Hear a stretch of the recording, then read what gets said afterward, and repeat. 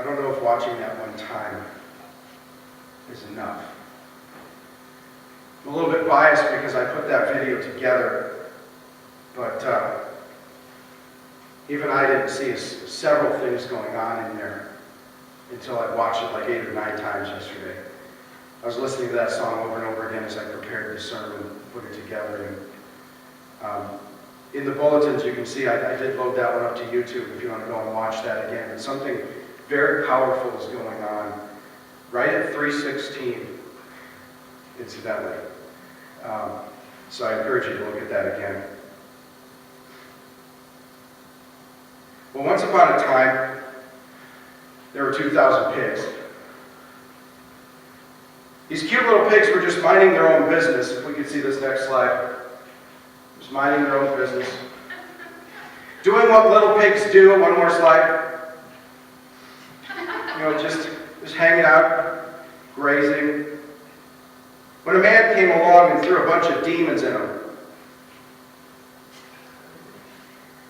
crazed by the possession, they ran to the sea. And they all drowned. But thankfully that was not the end. Those 2,000 pigs died, but word of their trouble spread throughout the land by a man who had been possessed by the demons before them. And so all the cute little pigs started taking swimming lessons, so that this tragedy would never happen to cute little pigs ever again. One more slide. See, pigs learn their lessons. You can go one more there. I just hope that we learn lessons as well.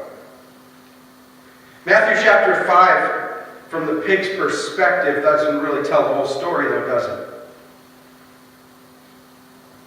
What is the purpose of Matthew chapter 5? That was the question that I went in last week as I was looking at this chapter, this next section of going through Mark. And so if I said Matthew chapter 5, I think I made a mistake. I felt like I said that. So let me go through quickly what's going on in Mark 5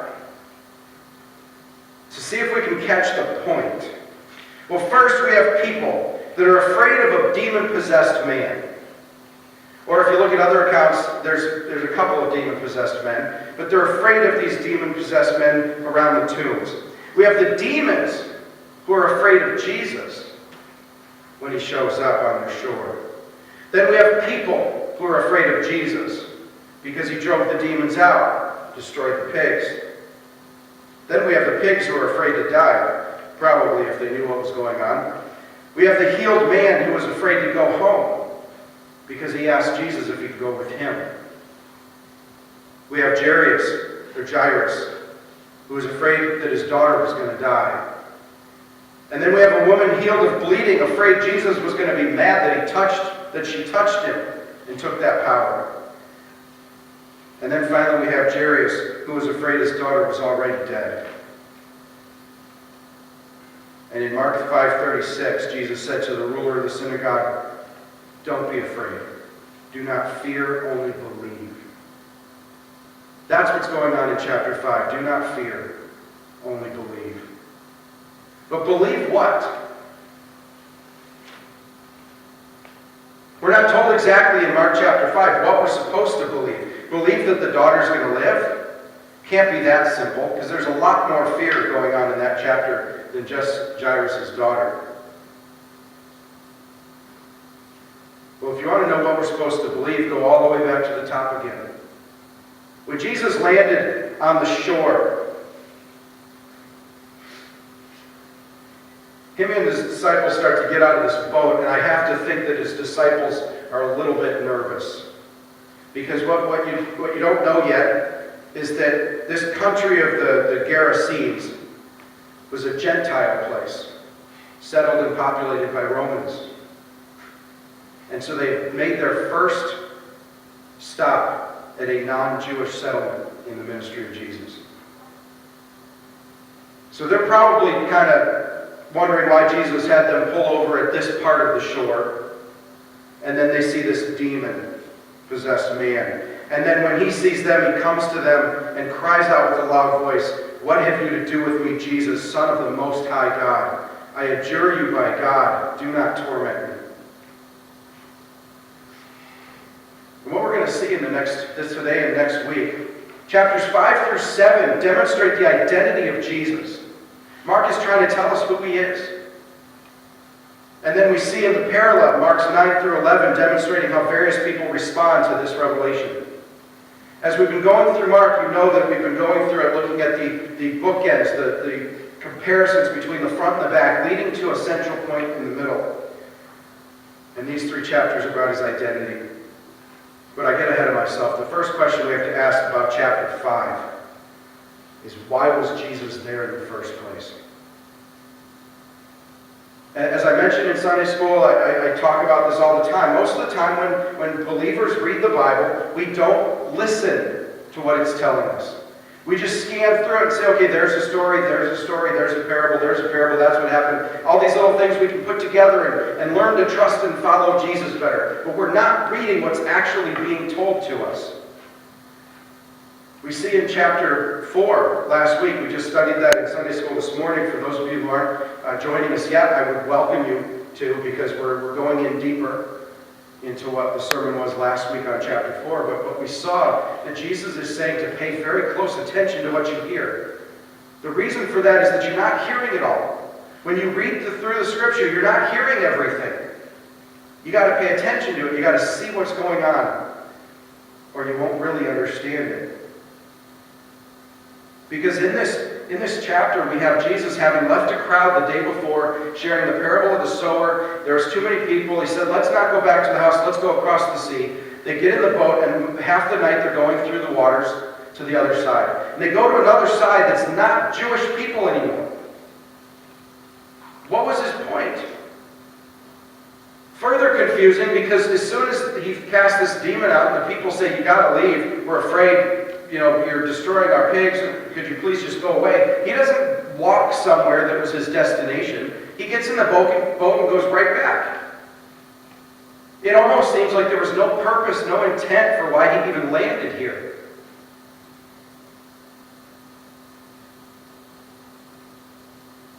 They cross the sea, encounter Legion, and then go back. It was a Gentile area, and Jesus said more than once that he came for the Jews. If he had a reason for crossing, why did he turn back when they begged him to leave? As I said, this is the first event recorded where Jesus' public ministry takes him to Gentile territory. And so I ask the question, why? Well, Dr. Earl S. Johnson, Jr., in a paper delivered at a conference in Los Angeles in 1989, pointed out that the country of the Gerasenes was a Gentile, Roman-populated area. He said Romans used pigs for sacrificing, especially for atonement, indicating that Mark's narrative clearly had a Roman perspective in mind, which I've already mentioned to you before. Mark was most likely written in Rome, and it was to Roman believers. But listen to what Dr. Earl S. Johnson Jr. says, that this part of Mark seems to serve as a function much like the temple cleansing in chapter 11. I found that interesting because here's somebody else who is now finding that parallel, that comparison between the front and the back of the book. Because chapter 5 is what you compare to chapter 11. And in chapter 11, Jesus comes into Jerusalem and cleanses the temple for all of the bad worship practices, for all of the buying and selling going on, and disrupting of worship and prayer. He goes on to say that Jews and Romans alike must abandon former practices of sacrifice in order to follow Jesus Christ, the one whose death and resurrection makes all these rituals superfluous. So what we see was not, I've had that question myself. Why would Jesus agree to let these demons go into the pigs and kill all the pigs? Some people have looked at that and said, well, maybe it was because they're unclean animals. And so they were reiterating the sort of clean animals for the Jews and the non-clean will be destroyed. So what is he saying then? He comes across to a Gentile territory and kills the Gentiles? Was that the point then? When Matthew tells this story in his gospel, it does seem more clear that he's speaking about Jewish customs. That gospel was written to Jews. So it does seem like there's some kind of parallel between the killing of these pigs and the unclean. But when Mark tells the story, he's not making that indication at all. Mark is using this, as this doctor says, to show the parallel between the cleansing of the temple for the Jewish people and the cleansing of bad worship for the Gentiles. These pigs, which they would use to sacrifice for their atonement, were all destroyed by Jesus. They could not have seen that another way. When these Gentiles came out and saw all of these 2,000 pigs that are raised, maybe some for eating because they were allowed to eat them, but primarily for their rituals and for cleansing, and they see all of their atonement stuff being wasted and thrown away, that's not that dissimilar from the temple in Jerusalem being destroyed. And they were afraid of this man who took away their religion.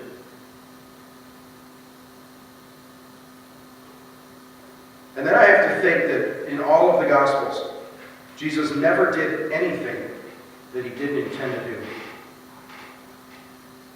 So we see very clearly that he did come to save the whole world and not just the Jews, because he intentionally crossed the sea to demonstrate his power in this one instance before crossing back.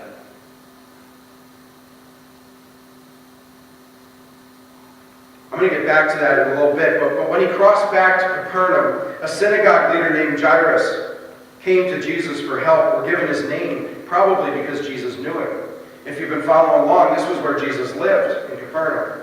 So the synagogue ruler knew who he was, and when he came back from this trip across the sea, he came to Jesus and said, "Can you please help? My daughter is sick and dying." So he's on his way to Jairus' house, and the crowds were following him, and he felt power leave him, and he stopped and said, "Who touched me?" Now, he must have said it in somewhat of a surprised tone. He wasn't looking around saying, "Who's touching me? Who was it?" I don't know if he was angry. I don't know if he was surprised. If he was, taken aback perhaps at the audacity of this woman, thinking she could just take miracles from him. I don't really know what his perspective was, but he said, "Who touched me?" His disciples are like, "What are you talking about? Everyone's touching you." And this woman who had just been healed of, it says 12 years, I believe, of a flow of blood, was afraid and nervous when she came forward and said, "It was me." And Jesus just looked at her and said, "Daughter, your faith has made you well." It wasn't touching my clothes that did it. It was you believing in me.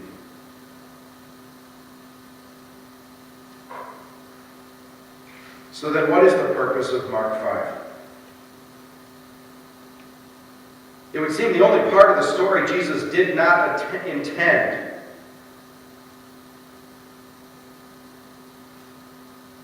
because the message is clearly don't fear, only believe, right? That's what it all comes down to. All these people through the whole chapter are fearing one thing or another, and Jesus says, don't fear, trust me. And the one instance in this whole chapter that he did not orchestrate, that he wasn't intending to do, is where we see that played out. The people were afraid of the demon-possessed man, and Jesus, the Son of the Most High God, could command him. So don't be afraid. The demons were afraid of Jesus, the Son of God, having authority over them. Don't be afraid. The people were afraid of Jesus. The healed man was afraid of going home. He was destroying their idea of worship to bring them truth. When Jesus next comes to the Decapolis, something amazing had happened. This demoniac who begged Jesus to take him with him, and he said, "No, you need to go back to your home, and you need to tell him what God's done for you." Do you think he refused to take him along because he was a Gentile? I don't. I think it's because he had another plan for him. But this man was afraid to go home. They knew who he was. They knew what he was like. Whatever the lifestyle he had that got him to the point where demons could so easily take control of him. And he was crazed, and he hung around the tombs naked, unable to be chained because people had tried to hold him down before, and he would just break these chains. And he was afraid to go back and face those people. But when Jesus said, you need to go home and you need to tell them what God's done, he did. He went throughout the Decapolis. He didn't even stay in his hometown. There's 10 cities in that region called the Decapolis, the 10 cities. And he went through and he was telling everybody he could find what Jesus had done for him, what God had done. So the next time that we see Jesus passing through this area, 4,000 people show up. And he feeds them. That's the location for the feeding of the 4,000. And then we have Jairus, who was afraid his daughter was going to die. And Jesus said, don't be afraid, trust me. And the woman healed of bleeding was afraid that Jesus would be mad that she took power from him without permission. But here was the only faith we see in chapter 5.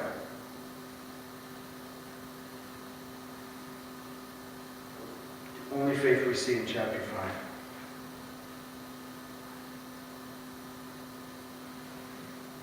Jairus knew his reputation, or Jairus. I always call him Jairus. Jairus knew the reputation of Jesus. And so he believed that his daughter could be healed. But he didn't have faith in Jesus yet, because he was afraid. And when people told him his daughter was already dead, don't bother the master anymore, he had just kind of slumped over and given up hope. And so Jesus said, don't be afraid. Believe me. The Gentiles obviously didn't believe him. They were afraid of him after he had just demonstrated his power to heal. But this one woman from the town kind of came out of nowhere. People must have known her sickness, her disease. It's 12 years. It's a little town, Capernaum. But she shows up this one day and says, I believe that Jesus can heal me. And she pressed through the crowds to touch him.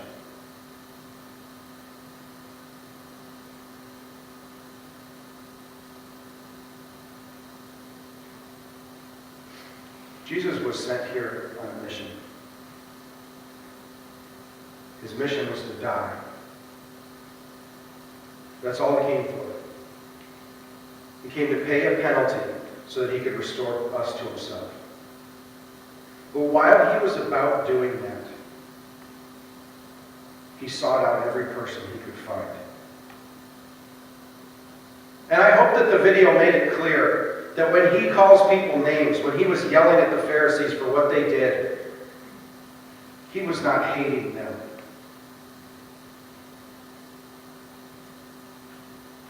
You couldn't hate your child if you wanted to. No matter how bad they get. Have you seen any reports, the reports of parents when they find out that their child's a murderer? When they find out that some serial killer was their kid? It destroys them. They don't stop loving them just because they're evil. They hurt. They cry out. That's the way Jesus was treating those people that opposed him. He didn't hate them. He was trying to find them. One of the things that I want you to be able to see that video again for is right there in the middle at minute 3 and 16 seconds. That Pharisee says, what miracle can you show us to prove that you have the right to do this? And he said, destroy this temple and in 3 days I'll build it again. We know the context of that. We understand the scripture. We know that he was referring to his own body. And we know that it was cryptic, and we know that it was hidden. And he was looking for them to understand. Did you see the look on his face? And you match that up with the words of that particular song, where he says that all that's mine is yours to find. You play hide and seek, and you think you know what's going on, but you don't. You're wasting time. And you see this scene where Jesus makes this proclamation, and it's powerful, and he's hoping somebody stops and asks him about it. What do you mean? What do you mean in 3 days? You're referring to this temple? What are you talking about? start to ask the question, start to seek it out and find it, and they just start arguing with him about how long it took to build this temple. And as he's staring at them, arguing back, his face, his demeanor goes down. And finally he just turns and walks away.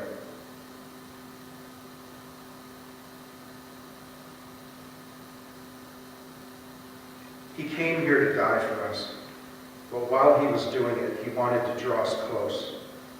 And I can see Jesus with every single one of you, with every single person in this community, every single person around this world, saying, please, come back. It doesn't have to end like this. But too often as believers, we see Jesus hating those who oppose him and loving those who follow him. And so sometimes we feel like we should do the same thing.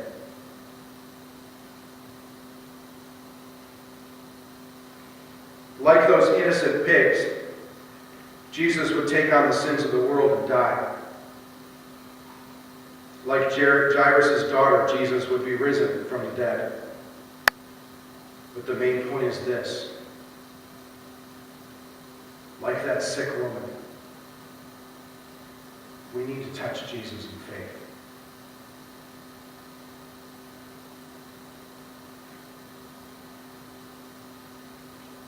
It's good to know that Jesus died for our sins and rose from the dead. It's good to be able to share that with people. But he wants you to touch him in faith. It's good to know that Jesus has power and authority over demons, over people, over fear, over the winds and the waves, over everything that happens, and that you're in his care when you follow him. It's good to know those. It's good to be able to share those things. But he wants you to touch him in faith.